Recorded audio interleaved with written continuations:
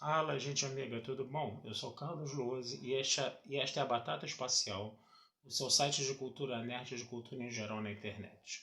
E hoje vamos continuar a conversar sobre Jornada nas Estrelas Strange New Worlds, né? Estamos na segunda temporada e no oitavo episódio intitulado Sob o Manto da Guerra. Lembrando que esse vídeo aqui está cheio de spoilers, tá? Se você ainda não viu o episódio, dá uma paradinha aqui, assiste o episódio, depois volta aqui para escutar a nossa conversa, tá, gente? Sempre fazendo esse alerta de spoilers aí, porque eu libero as coisas realmente bem cedo, tá? E aí fica esse alerta aí para vocês, tá? O que eu posso falar desse episódio, gente? Episódio excelente, episódio muito bom. Talvez, gente, o melhor de todos até agora, tá? É um episódio que vai abordar a questão da guerra, que vai abordar aquela questão do Joseph Mebeng e da enfermeira Chapel ter participado da guerra Klingon, né? Teve aquele, acho que foi até o primeiro episódio, né? Que eles tomaram aquela paradinha verde, ficaram ultra violentos, já falava que existia um passado em comum ali entre os dois, né? Dentro dessa guerra Klingon, né? Mas a coisa não ficou muito bem explicada, né? E ficou aquelas cenas de pancadaria que praticamente acobertaram um pouco esse passado dos dois, né? Ficou muito ali em cima daquela pancadaria toda, né? E nesse episódio a coisa foi muito mais bem trabalhada. E foi tão bem trabalhada que eu confesso a vocês que eu não sei dizer para vocês quem é a história A, quem é a história B desse episódio. As duas histórias ali, elas têm um peso muito grande, elas têm um peso muito importante, e vamos falar um pouquinho disso, né? Vamos falar um pouquinho do plot para a gente poder entender isso. A Enterprise, ela tá com a missão de levar um embaixador, né, Klingon, né, para uma base estelar, coisa e tal, né?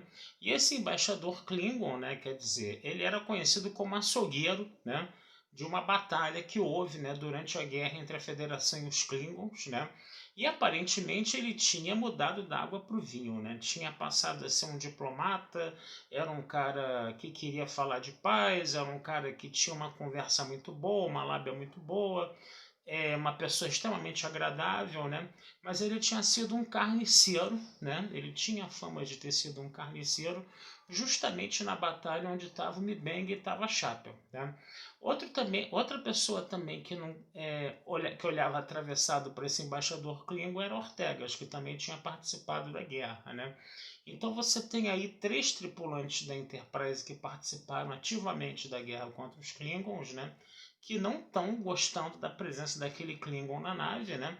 Mas o Capitão Pike, ele precisa, né, levar esse cara, precisa entrar dentro daquele espírito de diplomacia, daquela coisa do bom entendimento entre as nações, vamos dizer assim, entre as civilizações, coisa e tal, né? E aí eles são obrigados a engolir isso, né? Esses tripulantes que participaram da guerra. E aí, paralelamente a essa história, né, que você percebe que é uma história que está ali com as pessoas literalmente pisando em ovos de ambos os lados, né, de todos os lados, né, você vai ter também uma história que eu não sei se é B ou A, né, mas que fala, né, em flashback como foi a participação do Mibenga e a participação da Chapel nessa guerra, né, que eles eram os caras que ficavam ali, né,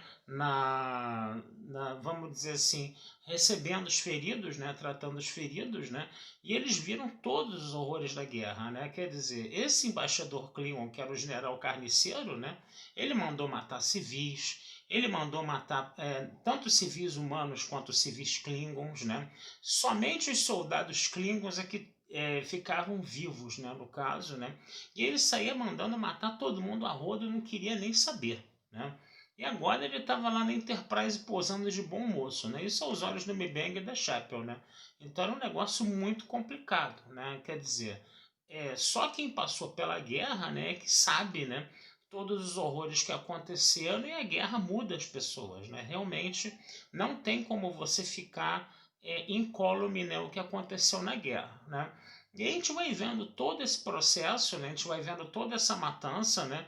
A gente se lembra que a gente fica descobrindo, né, através de um Andoriano, que o Mibenga era um soldado que saía matando todo mundo no corpo a corpo, e ele deixou essa coisa para virar médico. Ao invés dele tirar vidas, ele queria salvar vidas, né? Existia um plano, inclusive, para matar, né, esse general, né, que esse Andoriano queria que o Mbenga participasse, mas o Mbenga, não querendo ser modificado pela guerra, ele negava esse plano, coisa e tal, né, Mas aí a matança foi tão grande, foi tão indiscriminada, que ele acabou, né, indo atrás desse general para matar esse general, né? E aí o general, ele tinha, né, alegado, né, tinham vários Klingons, né, militares tinham sido assassinados, né?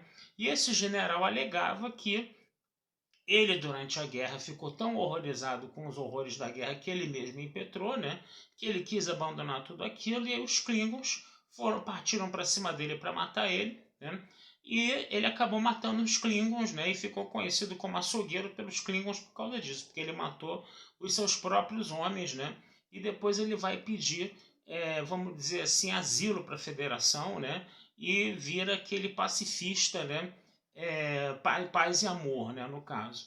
Mas, na verdade, quem matou os militares Klingons foi o Mbenga. O Mbenga que saiu matando todo mundo, e esse general carniceiro acabou fugindo e ficou com a fama, né? Então foi um negócio ali meio complicado, né? Porque o Mbenga que foi o carniceiro no final das contas, né? E esse general, ele queria se aproximar do Mbenga, ele queria, né, fazer com que o Mbenga fosse um aliado dele, né, nessa busca, né, nessa suposta busca pela paz, mas na verdade o cara era um tremendo de um mentiroso que estava ali, entendeu? Pegando a fama que o Mbenga, o sangue que estava sujo nas mãos do Mbenga, para ficar com esse sangue nas mãos, né, e depois construir toda uma imagem de pacifista, né, porque ele matou os próprios homens ali, entendeu? Porque ele estava contra a guerra, mas tudo no final das contas era uma mentira. O que vai acontecer? Esse general vai tentar conversar com o Mbenga fala, me deixa em paz, eu não quero saber de você perto, coisa e tal, né? Aí os dois meio que botam uns pingos nos is ali na discussão, né? O Mbenga chama ele de mentiroso, coisa e tal, né? E o próprio general ficou, né, vamos dizer assim, reconheceu que o Mbenga era o carniceiro, coisa e tal, né? Aí o cara porque queria que os dois tentassem, vamos dizer assim, levar o projeto de paz adiante, ou seja, queria que o Mbenga ficasse arquitetando junto com ele, né, junto com o general, essa mentira toda, essa mentirada toda que aconteceu, né, em torno do general. Ele queria o Mbenga do lado dele para ficar alimentando a mentira dele perante a federação. O Mbenga não aceitou isso, e aí, né, a gente não vê, né, a coisa fica meio que numa coisa opaca, né, a gente vê isso da visão da Chapel, que estava na enfermaria escutando, a gente vê os dois se engalfinhando lá, e o Klingon sendo assassinado, né? E aí, né, depois a própria Chapel, né, e o próprio Mbenga falam pro Pike, né, que o Mbenga não começou a briga, que foi o Klingon que pegou uma faca que estava dentro da malinha lá do Mbenga, lá, que o Mbenga usou para matar os Klingons, né? Que o Klingon tentou pegar a faca para matar ele, mas o Mbenga tomou a faca dele e matou ele, e matou o Klingon, né, no caso, né? Então o Klingon acaba sendo assassinado, né? Fica, né, o DNA de todos os Klingons assassinados na faca, né, para confirmar, né, vamos dizer assim, a explicação do Mbenga que ele que foi o carniceiro lá que saiu matando os Klingons todinhos, né? E aí o pai termina numa conversa entre o Pike e o Mbenga falando, né, que não vai rolar um inquérito, obviamente, o Pike falando que está do lado do Mbenga para tudo, né? E o Mbenga pau da vida com aquela situação, né? Porque ele falava assim, que quer dizer que eu ainda vou passar por um inquérito, o cara sai matando todo mundo, eu ainda vou passar por um inquérito? Não, são os trâmites da federação, coisa e tal, né? Mas como é que a federação aceita um sujeito desses, um sujeito mentiroso desses, né? Aí o pai que fala, porque a federação tem como base dar uma segunda chance para todo mundo, né? Mas aí o Mbenga chegou e falou assim, só que tem gente que não merece segunda chance, tem gente que não merece perdão, tem gente que as atrocidades foram tão grandes que não tem jeito, cara, não tem jeito de você aceitar aquilo, né? E aí fica aquela coisa, né? Fica aquela conversa, né? Essa argumentação do Mbenga contra-argumentação do pai, que embora os dois concordem com várias coisas, mas o Mbenga falou, você não passou o que eu passei, né? A gente concorda em muitas coisas, a gente se conhece há muito tempo, mas você não passou o que eu passei na guerra e não tem jeito, por mais que você tente fazer de tudo para que a guerra não mude você, a guerra vai mudar você. Porque a guerra é uma experiência tão violenta, tão traumática, que não tem como você ser mais a mesma pessoa depois que você passa por ela, né? E aí ele estava consertando uma biocama lá, né? Ele falou que a biocama foi consertada, mas a biocama sempre dava defeito, e ele falava, né? Ele usou a biocama como metáfora para ele mesmo, né? Tipo assim, tem coisas que não dão para ser mais consertadas, né? Você conserta e elas pifam de novo, e o que você tem que fazer é administrar, entendeu? Essas coisas que ficaram permanentemente quebradas, né? No caso, ele mesmo, né? Então, gente, foi um episódio muito bom, um episódio que fala, né, dos horrores da guerra. Esses episódios sempre são bacanas, né? Jornada nas Estrelas já trabalhou essa temática várias vezes, tá? E dessa vez ela trabalhou de uma forma muito boa. É interessante você ver como aquele Klingon que parecia ser uma pessoa amável, ser uma pessoa afável, na verdade ele estava escondendo uma mentira, que no fundo ele era um carniceiro, né? É a mesma coisa que o Adolf Hitler ter sobrevivido à Segunda Guerra Mundial e depois ele ser um defensor da paz, cara. Vocês iam acreditar? Eu não iria. Eu não iria mesmo, entendeu? Eu não iria de jeito nenhum. Nenhum daqueles nazistas lá da Segunda Guerra Mundial, depois, se viessem com um discurso pacifista, se tivessem sobrevivido à guerra e fossem adeptos de um discurso pacifista, eu confesso a vocês que eu não acreditaria, entendeu? Assim como agora recentemente no filme do Oppenheimer, né, ele explode uma bomba atômica, né, e depois ele fica contra as bombas atômicas, né, quer dizer, é um negócio meio complicado, né, de você engolir, de você acreditar também, um negócio meio esquisito também, não dá para você aceitar assim de primeira não, você tem que quebrar demais a cabeça para isso, para você conseguir aceitar uma coisa dessas.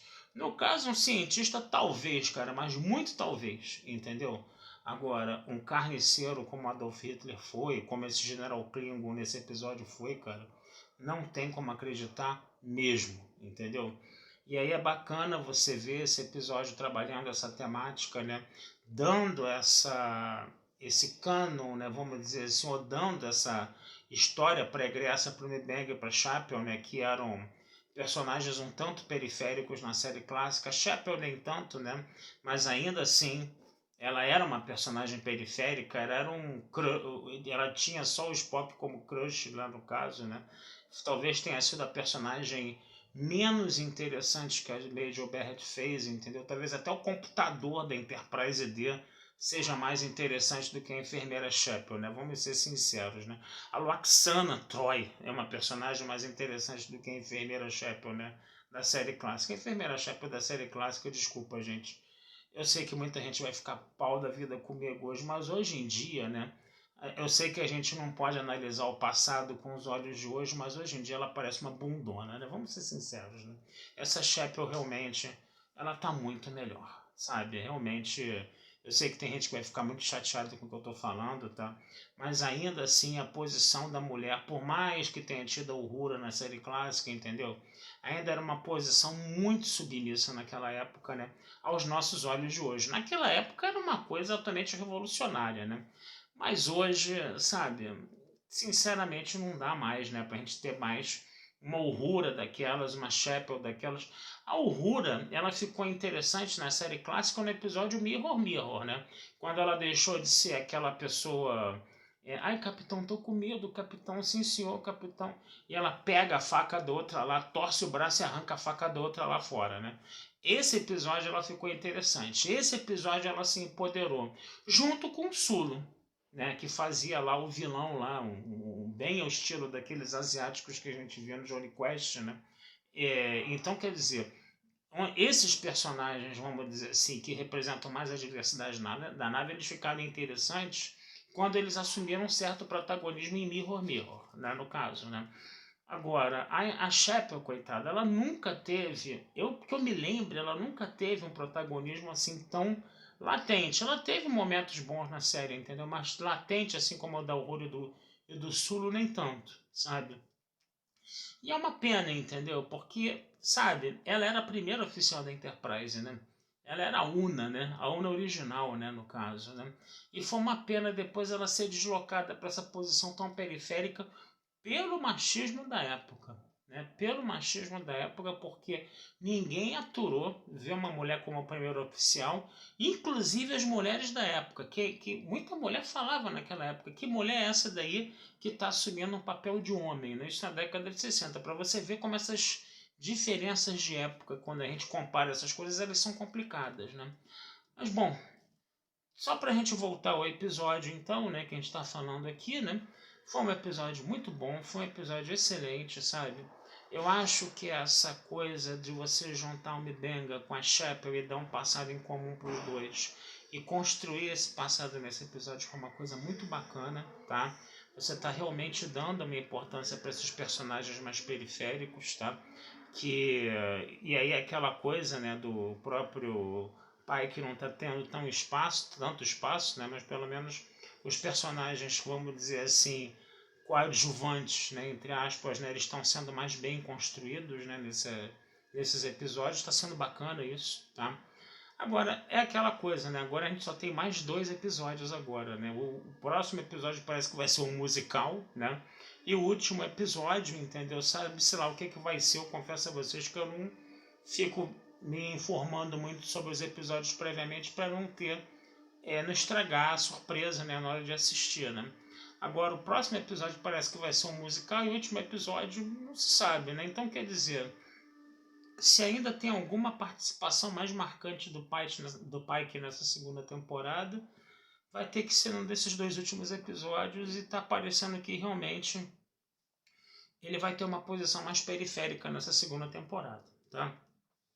Pelo menos é o que parece, tá? Vamos ver o que vai acontecer nos próximos 2 episódios. Tá bom, gente? Então vou ficando por aqui, desejando vida longa e próspera a todos, tá? E futuramente a gente conversa mais sobre Jornada nas Estrelas e Estrelas de New Orleans, tá certo?